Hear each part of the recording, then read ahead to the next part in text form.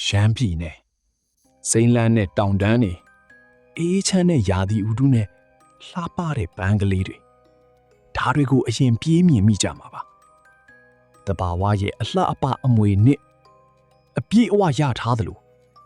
ရှမ်းနီရဲ့အမောင်ပတ်ချမ်းအောက်လန်းအထက်လန်းပညာတွေကလည်းတူတမူထူးကြောက်စရာကောင်းပြီးဘိုးစဉ်ဘောင်းစတဲ့ကလေးကဒီနေ့အချိန်ထိလူပြောများနေစေပါရှမ်းပြည်တောင်ပိုင်းကလောမျိုးနဲ့လွိုင်းလင်ကြားကတောင်တန်းကြီးအုပ်နေတဲ့ရွာသေးသေးတရွာရှိတယ်။ရွာနာမည်ကနမ်ခမ်းတောင်အဲ့ဒီရွာကိုနေပတ်သွားရင်အေးချမ်းတယ်။တောင်ပေါ်မြူတွေကဖြည်းဖြည်းလေးရှော့ဆင်းနေပြီးလက်ဖက်ချမ်းကြီးပြောင်းကင်းနေကြကလမ်းသေးသေးလေးတွေကပကြီးကားလိုပဲလှတယ်။ဒါပေမဲ့ညရောက်လာရင်နမ်ခမ်းတောင်ရွာကလူတွေအိမ်ပြင်မထွက်ကြတော့ဘူးည7 နာရီကျော်ရင်ခွေးတွေတော့မဟောင်တော့ဘူးတချို့အိမ်တွေမှာတကားအပေါ်နန်နဲ့မထိနဲ့ဆိုတဲ့စာရွက်နေတွေကတ်ထားကြတယ်အပြင်လူတွေကမီးရင်ဒလိပါလို့ပဲဖြေကြတယ်ဒါပေမဲ့ရွာတွေကအသက်ကြီးသူတွေကတော့အဲ့ဒါဒလိမဟုတ်ဘူးဆိုတာသိတယ်အဲ့ဒါအောက်လန်းကားတဲ့အမိုက်2021ခုနှစ်မိုးရာသီတစ်ခုမှာရန်ကုန်ကလူငယ်တစ်ယောက်အဲ့ဒီရွာကိုရောက်လာခဲ့တယ်။နာမည်ကကိုဇော်မင်းအသက်28 YouTube မှာမှတ်တမ်းဗီဒီယိုရိုက်တဲ့သူ။သူကတရေအောက်လန်းရှေးတလေးတွေကိုလိုက်ရိုက်ပြီးတင်နဲ့ချန်တယ်တခုရှိတယ်။တနေ့တော့ရှမ်းပြည်တောင်ပိုင်းမှာလူခေါ်စားတဲ့အောက်လန်းဆရာမရှိတယ်ဆိုတဲ့သတင်းကိုကြားသွားတယ်။အဲ့ဒါနဲ့ကင်မရာတစ်လုံး drone တစ်လုံးယူပြီးနမ်ခမ်းတောင်ရွာကိုတက်လာခဲ့တာပဲရွာရောက်တဲ့နေ့ကမိုးတွေကရွာနေတယ်လမ်းတွေရွှွန့်ပြီးမြူတွေကထူနေတယ်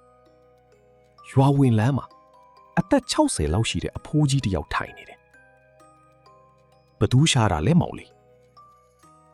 ဦးလေးဒီရွာမှာအောက်လန်းဆရာမရှိတယ်ဆိုလို့လာရိုက်တာပါအဖိုးကြီးမျက်နှာကချက်ချင်းပြောင်းသွားတယ်ပြန်ပါဟင်ဒီရွာမှာညမအိတ်နဲ့ပြန်ပါကိုဇော်မင်းကရေလိုက်တယ်ကျွန်တော်ကဒီလိုဟာတွေလိုက်ရိုက်နေကြပါဦးလေးအဖိုးကြီးကသူ့ကိုကြည့်ပြီးတိုးတိုးလေးပြောတယ်မင်းကမယုံသေးဘူးဒါပေမဲ့ဒီရွာကလူတွေအကုန်ကြောက်နေတဲ့အရာရှိတယ်ဘာများလဲအဖိုးကြီးကဖြေမဲ့အစားတောင်ပေါ်ဘက်ကိုလက်ညှိုးထိုးပြတယ်မြူထဲမှာအိမ်ဟောင်းကြီးတစ်လုံးမျက်စိမိတ်မြင်ရတယ်။အဲ့ဒီအိမ်မှာဒုံးမဲခင်းနေတယ်။သူက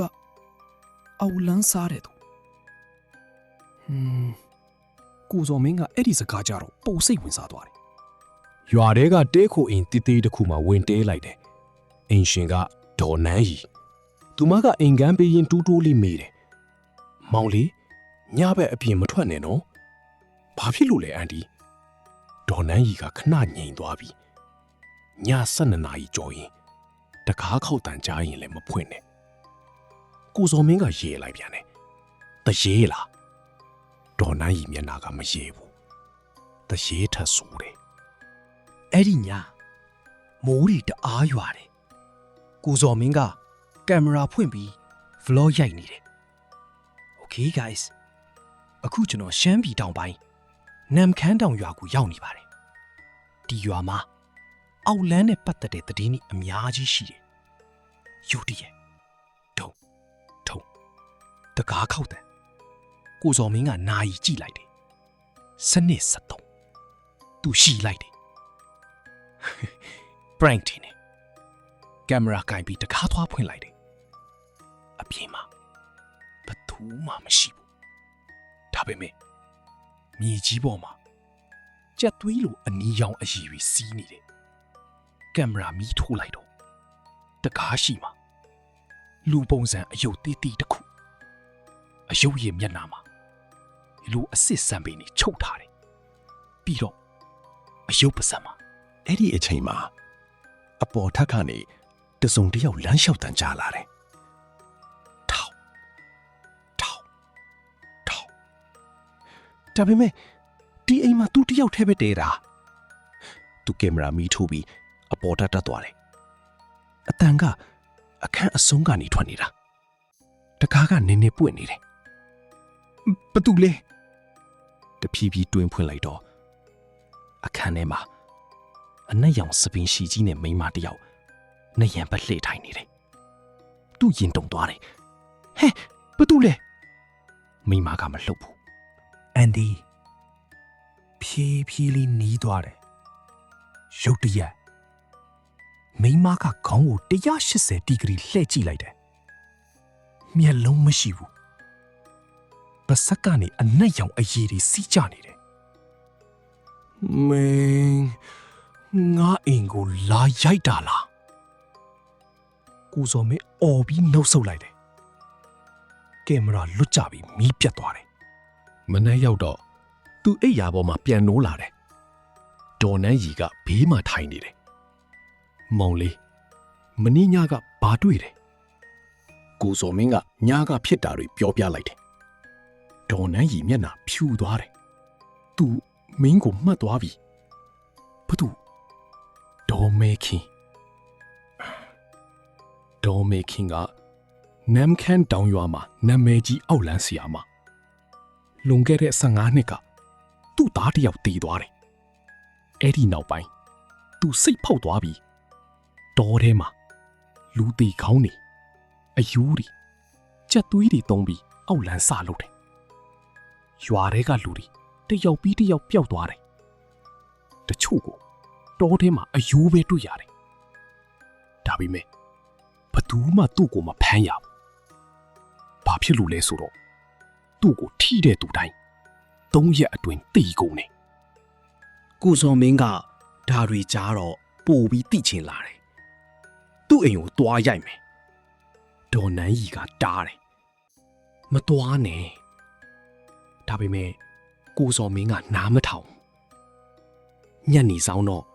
ကင်မရာယူပြီးတောင်ပေါ်အိမ်ဟောင်းစီတက်မြူတွေထူနေတယ်တောထဲကနေမိမရေတံကြားနေရတယ်အိမ်သားရောက်တော့အနှံ့ဆိုးကြီးတစ်ခုထွက်နေတယ်သွေးနှမ်းလိုအသားပုံနှမ်းလိုတကားကိုတွန်းဖွင့်လိုက်တယ်အိမ်ထဲမှာဖျောင်းတိုင်အနီတွေထွန်းထားတယ်နယံတလျှောက်လူတပ်ပုံတွေအများကြီးကတ်ထားတယ်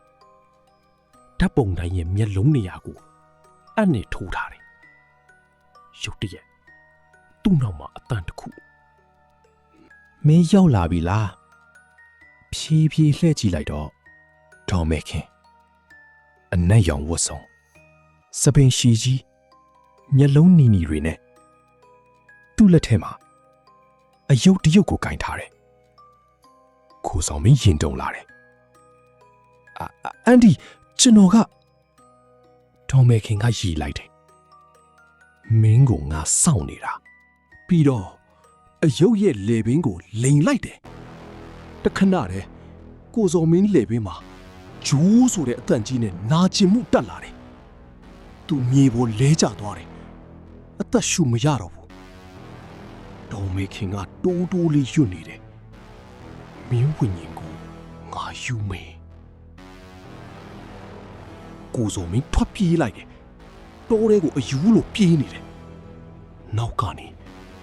ခိရေတန်းကြီးလိုက်လာတယ်တခဏရှေ့မှာမိန်းမတစ်ယောက်ပေါ်လာတယ်မျက်နှာမရှိဘူးနောက်တစ်ယောက်လေပင်ပြတ်နေတယ်နောက်တစ်ယောက်မျက်လုံးတွေထွက်ကျနေတယ်သူတို့အားလုံးကတူတူလေးတတန်တည်းပြောနေတယ်ကဲပါ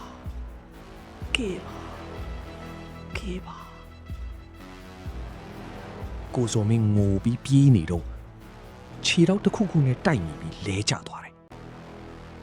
flashlight မီးထိုးလိုက်တော့မြေကြီးတဲကနေလူလက်တစ်ဖက်ထွက်နေတယ်သူမြေကိုတူးလိုက်တယ်အောက်မှာလူအလောင်းတွေအများကြီးရွာကပျောက်သွားတယ်လူတွေတချို့ကမပုတ်သေးဘူး မျက်လုံးတွေဖွင့်ပြီးသူ့ကိုကြည့်နေကြတယ်ရုတ်တရက်နောက်ကနေလက်တစ်ဖက်လာခိုင်းတယ်မင်းမပြေးနိုင်တော့ထိုးမေခင်သူမမျက်နာကလူမျက်နာမဟုတ်တော့ပစက်ကြီးကနှရွက်ထိကွဲနေတယ်တွားတွေကခြုံပြီးမျက်လုံးကအနက်ရောင်မင်းဝိညာဉ်ငါလိုတယ်နောက်နေ့မနက်ရွာသားတွေတောထဲတက်ရှာကြတယ်ကိုဇော်မင်းကိုမတွေ့ဘူးဒါပေမဲ့တောထဲကအိမ်ဟောင်းထဲမှာကင်မရာတစ်လုံးတွေ့တယ်ဘက်ထရီကကုန်နေပြီဗီဒီယိုဖွင့်ကြည့်လိုက်တော့နောက်ဆုံးစီးမှာကိုဇော်မင်းမျက်နှာဖြူးဖြူးနဲ့ကင်မရာကိုကြည့်ပြီးတုံတုံရီပြောနေတယ်သူလူမဟုတ်ဘူးသူကရုတ်တရက်နောက်ကနေလက်မဲကြီးတစ်ဖက်ထွက်လာပြီးသူ့ရဲ့နာကိုဆွဲခေါ်သွားတယ်ဗီဒီယိုပိတ်သွားတယ်အဲ့ဒီနေ့ကစပြီးနန်ခမ်းတောင်ရွာမှာညာဘက်ဆိုတောင်ပေါ်အိမ်ဟောင်းဘက်ကနေလူငယ်တစ်ယောက်အော်သံကြားရတယ်ကဲပါပူကြောက်စရာကောင်းတာကရွာထဲကလူတချို့ကညာတနောင်ရောက်တိုင်းတောင်ပေါ်အိမ်ဟောင်းစီ